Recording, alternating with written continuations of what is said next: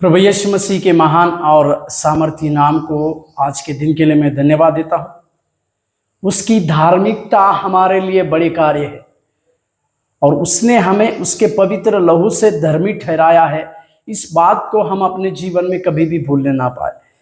आज एक वचन की ओर हम अपने ध्यान को आकर्षित करें, जो रोमियो का पत्री उसके 4 अध्याय के 25वें वाक्य।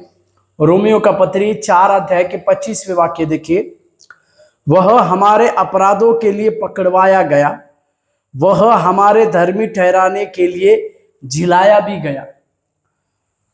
रोमियो के इस पत्री में कई एक प्रकार के रहस्य को प्रेरित पौलुस के द्वारा हम देखते हैं, या मैं इस प्रकार से कहूं कि प्रेरित पौलुस ने कई प्रकार के रहस्य को रोमी के लोगों को बताने के लिए कोशिश किया।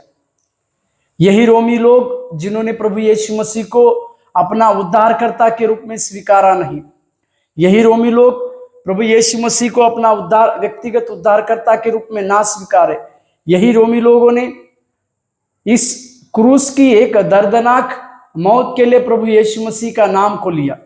इस बातों को हम समझते हैं, परंतु उन्हीं रोमी के लोगों को प्रेरित पौलुस इस बात के ऊपर जोर देने की कोशिश करता है कि यीशु मसीह एक सच्चा परमेश्वर है कहकर प्रभु यीशु मसीह की बातों को ना केवल यहां पर प्रेरित पौलुस कहते हैं, परंतु वो दोनों संदर्भ देते हैं। सबसे पहला संदर्भ, वह हमारे अपराधों के लिए पकड़वाया गया। इसका मतलब प्रेरित पौलुस रोमी लोगों को इस प्रकार कहना चाह रहे हैं कि मनुष्य के सारे अपराधों के लिए आवश्यकता कि प्रभु यीशु मसीह का पकड़वाया जाना। यह इस बात की ओर भी संकेत करता है कि प्रभु यीशु मसीह मानव जाति के हर एक अपराधों के लिए पकड़वाया जाना, ये प्रभु परमेश्वर की जो सृष्टि बनाने से पहले की जो योजना थी उसकी बातों में आता है। परंतु पौलुस यहां पर नहीं रुकते हैं, आगे इस बात को कहते हैं जो रोमी लोगों के लिए एक बड़ी महत्वपूर्ण बात थी कि यीशु मसीह केवल हमारे अपराधों के लिए पकड़वाया जाना यही काफी नहीं है, परंतु उसका दूसरा सेंटेंस जो है हमारे लिए बड़ी आशा की बातों को देता है। उसमें लिखा है वह हमारे धर्मी ठहराने के लिए जिलाया भी गया। यहां पर प्रभु यीशु मसीह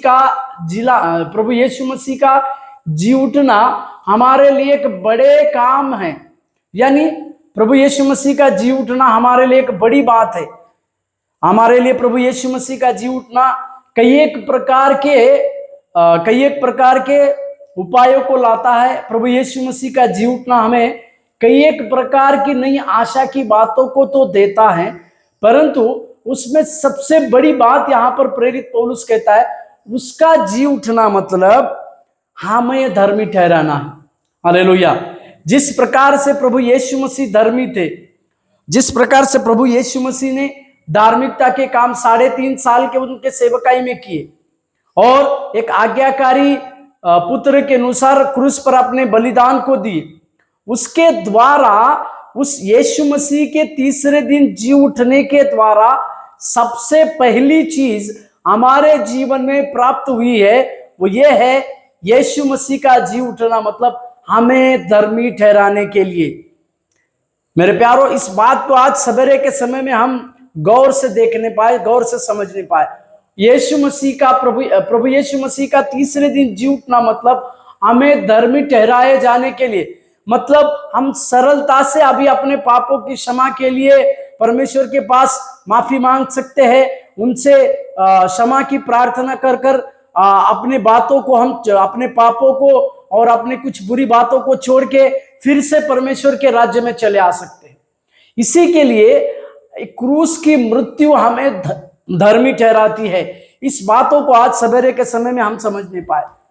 क्रूस की मृत्यु के द्वारा हम एक धर्मी ठहराए जाते हैं और प्रभु यीशु मसीह के द्वारा, उसके विरासत के द्वारा, जैसे प्रभु यीशु मसीह धर्मी है, हम भी उसके वारिस होने के चलते धर्मी बनते हैं। इस बातों को आज सवेरे के समय में आप और हम समझने पाए ताकि परमेश्वर हमारे जीवन में बड़े कार्य करे। प्रभु आपको आशीष दे। धन्यवाद।